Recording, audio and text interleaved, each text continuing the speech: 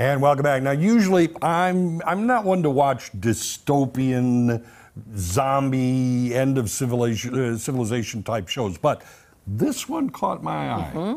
First, it's adapted from a novel by Stephen King, so that lends some gravitas to it.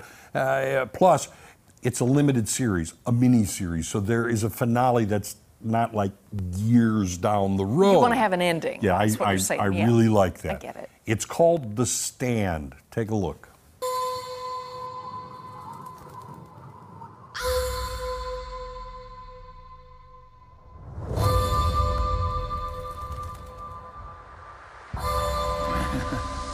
I'm scared.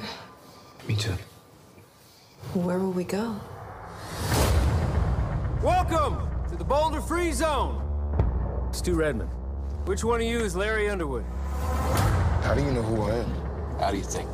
Mother Abigail? All I know is that we dreamed of her and she was real. She brought us all together, keep us safe in these uncertain times. I am in the way of knowing things. I know you feel him. Calls himself the Dark Man. But mostly I just see his wolf. Mother Abigail told us that there are two sides. There's the good, and then there's a deep well of darkness. Up, set free. Come run on home with me. Boom. In the world that was, they told you it was wrong to want more. Their time is at an end. Our time has begun. There's better days ahead. Death and terror.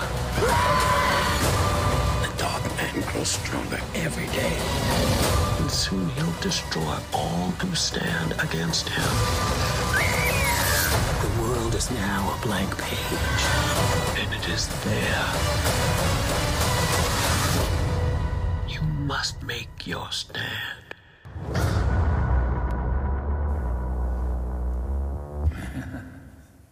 Yeah, you've heard it before. Accident in Military Bioresearch Center allows a lethal strain of influenza called Captain Trips to escape, wiping out about 99% of the population, and the hijinks are just everywhere. Yeah, you're just kidding.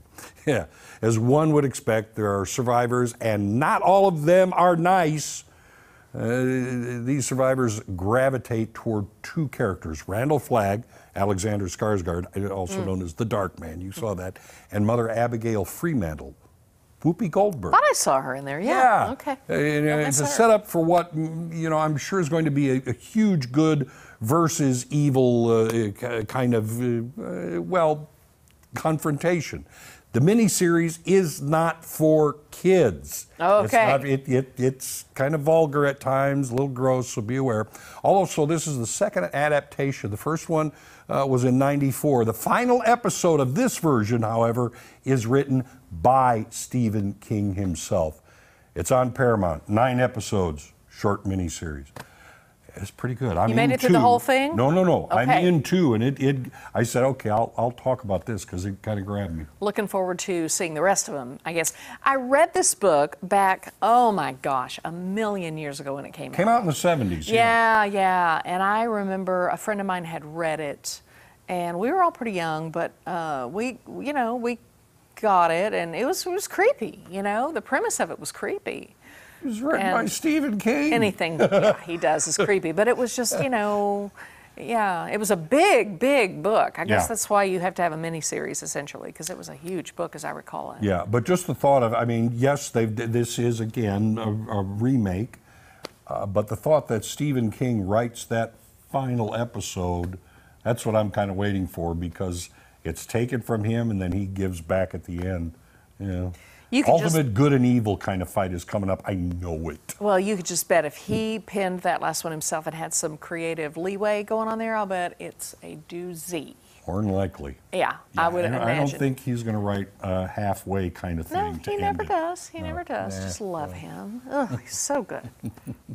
All right, thanks for that. Appreciate it. Yeah, a good one for sure. All right, a big thanks today to Michelle.